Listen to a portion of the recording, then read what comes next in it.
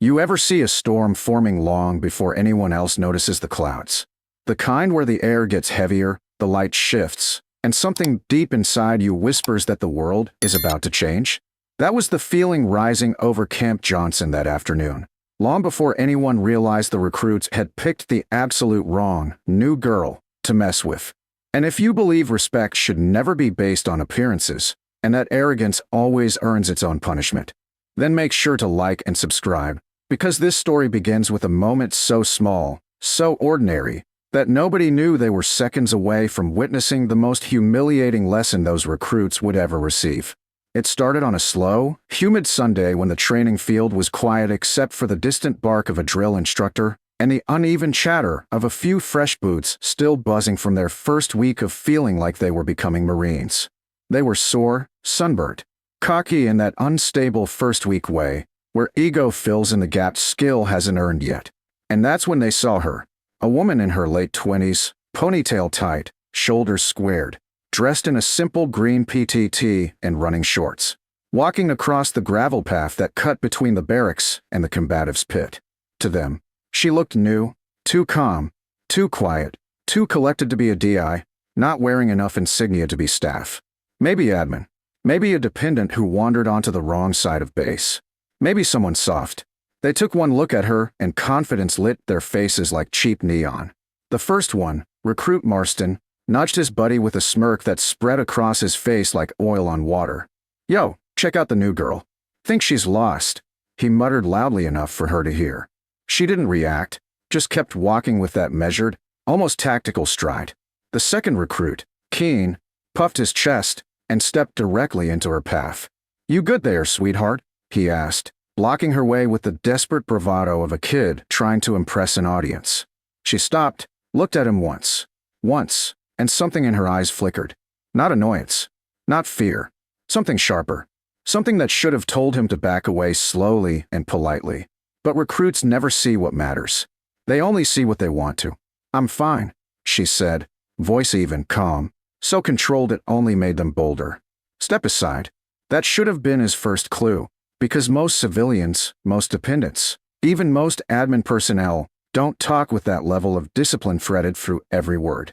But these boys were too wrapped up in their own imagined authority.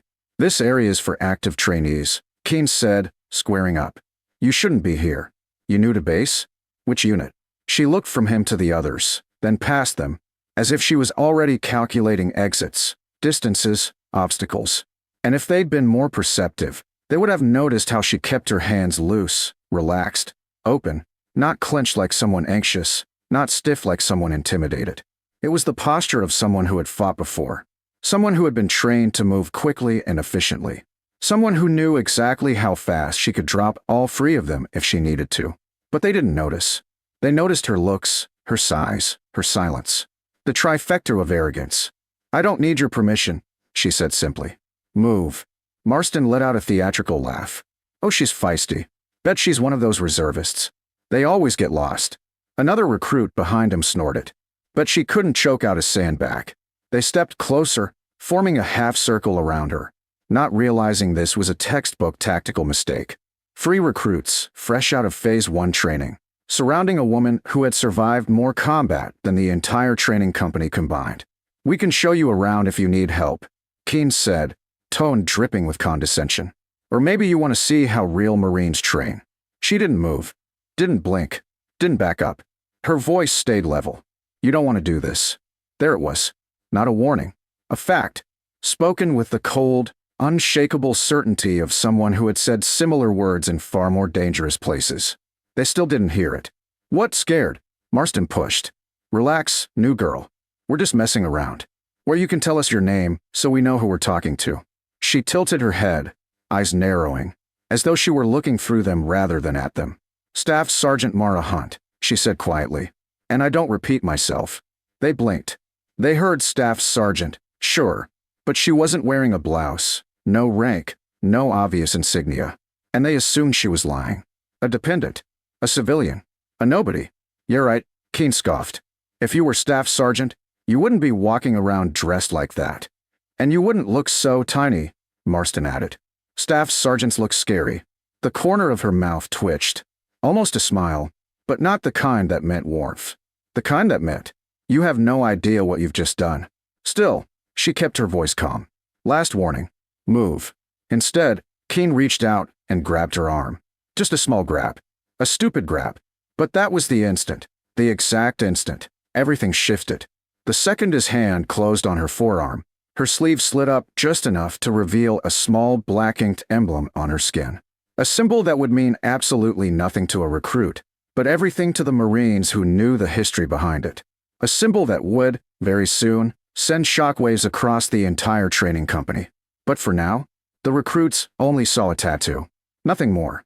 And that's why the world was about to teach them the hardest lesson of their early Marine careers. Never mistake quiet for weak, and never, ever touch someone whose calm comes from surviving things you can't even imagine. For a moment, the world seemed to hold its breath, the air tightening around that small circle of gravel where 3 recruits had unknowingly just crossed a boundary they would never forget. Keen's hand was still wrapped around Staff Sergeant Mara Hunt's arm, his grip firm but his understanding non-existent. The recruits thought they were in control, thought they were about to drag some lost new girl off restricted training grounds. But several yards away, a drill instructor walking past froze mid-stride as if he'd been punched in the chest by a ghost from an old war story. His eyes locked on that black-inked emblem on Mara's wrist, and the color drained from his face so quickly it was as though the sun had gone out.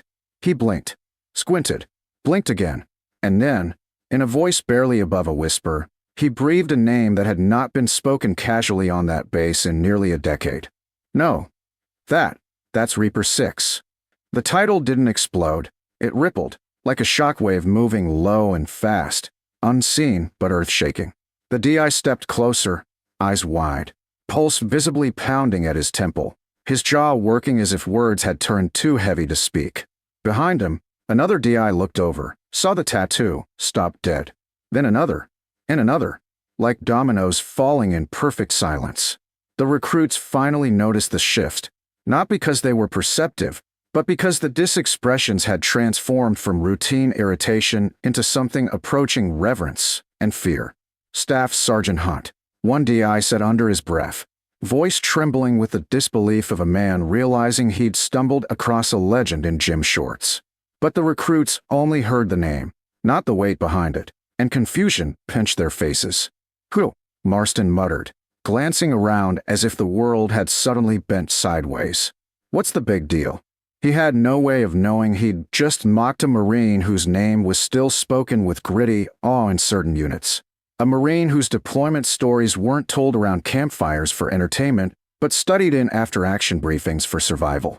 Mara didn't react to the spreading recognition. She didn't move at all. She simply stared at Keen's hand until something inside him, some ancient instinct of prey realizing it had pressed a predator too far, made his fingers loosen. But before he could pull his hand back, a voice like thunder cracked across the training grounds. "What is going on over there?" A senior drill instructor, Staff Sergeant Perez, stormed toward the commotion, boots pounding the dirt with the weight of coming judgment. The recruits stiffened, panic tightening their spines. Perez was notorious, mean, sharp, and unrelenting. But as he approached and his eyes hit the tattoo on Mara's wrist, his entire posture faltered. It was small, barely a micropause, but enough that every DI within sight saw it. His mouth opened, then closed, then opened again as memories older than these recruits' enlistment papers flickered behind his eyes. "No," he whispered. "That can't be, not here." But it was. Before any of them could speak, Perez whipped around and barked to a nearby Marine. "Run. Don't walk. Get the sergeant major." Now, the Marine didn't question, didn't hesitate. He sprinted as if the base itself depended on it. And now the recruits knew something was catastrophically wrong. Staff Sergeant." Keen stammered at Perez, shrinking. "We were just—" "Shut your mouth, recruit," Perez snapped, voice thundering again. But this time it wasn't anger driving it. It was horror.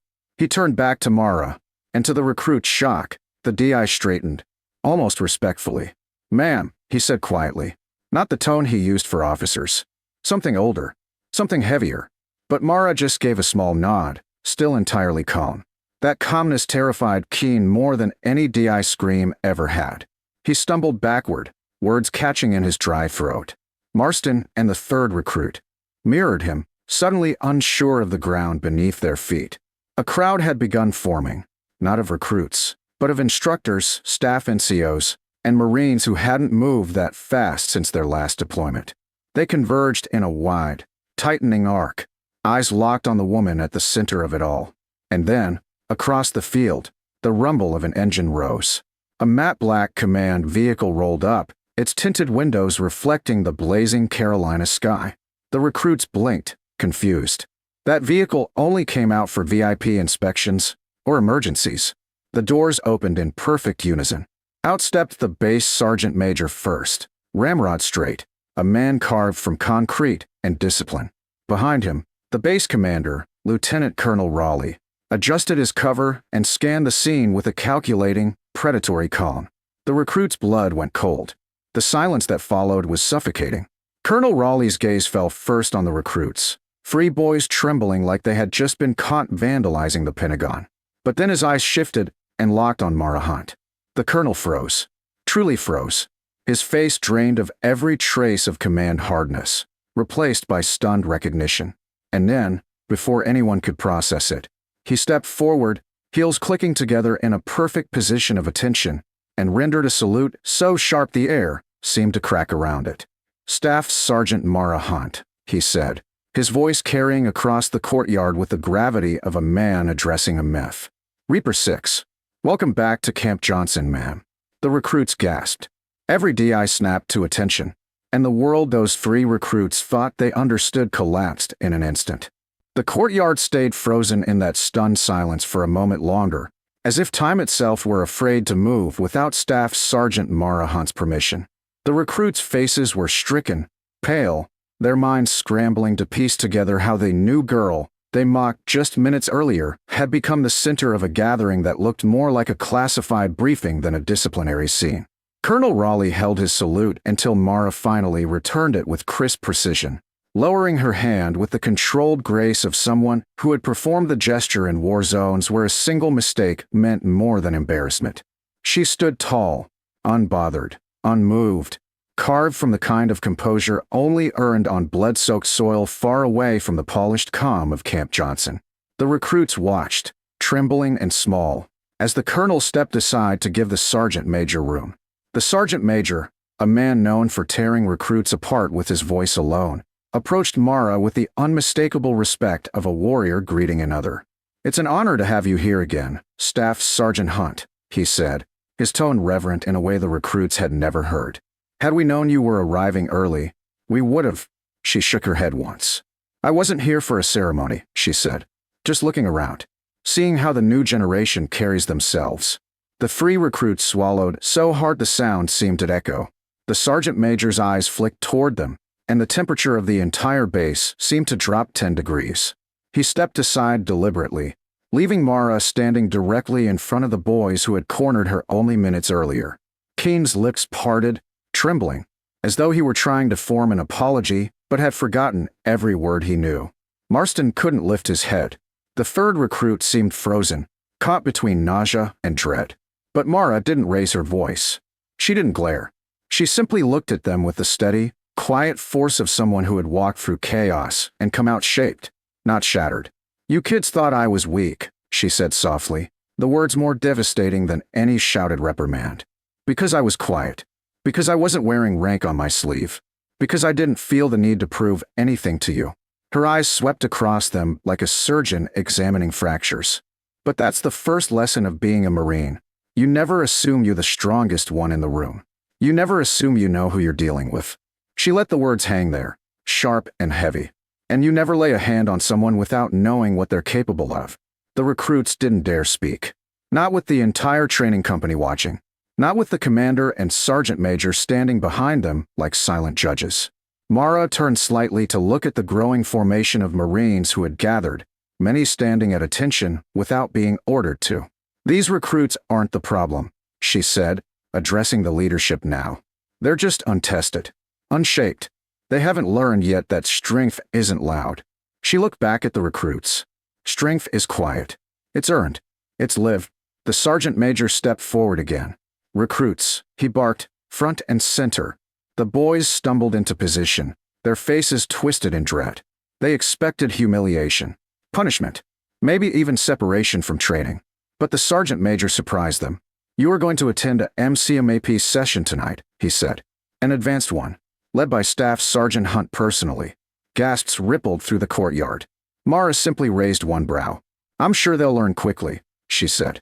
The recruits nodded violently, terrified but grateful for even the faintest chance to redeem themselves. "Yes, Staff Sergeant," they shouted in shaky unison. But the lesson wasn't over yet. Mara stepped closer to them, close enough that they felt the gravity of her presence, the aura of someone who had led Marines into the darkest corners of combat and brought them home. "Listen carefully," she said. "You're not defined by the mistakes you make your first week on base, but you are defined by what you do afterward, by how you learn, how you grow, how you show up the next day." Then she leaned in slightly, her voice dropping low so only they could hear. "Use this moment. Let it break your arrogance without breaking your spirit." The recruits nodded again, eyes glassy. And for the first time since the confrontation began, Mara gave a small, faint smile. Barely there, but enough to tell them the moment wasn't meant to destroy them. It was meant to rebuild them. With that, she turned to the colonel. "Sir, if you don't mind," she said, "I'd like to observe some of the training cycles. See how things have changed."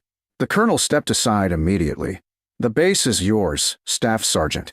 She walked forward, calm, steady, unhurried, followed by a wake of stunned silence and awed eyes. As she passed the recruits, they straightened unconsciously, as if hoping that standing taller might make them worthy of the second chance she had just given them. And as she disappeared toward the training buildings with the sergeant major walking respectfully beside her, the recruits finally understood the truth that every Marine eventually learns, some the hard way, that the most dangerous person on any base is never the one shouting, posing, or bragging. It's the one who doesn't need to.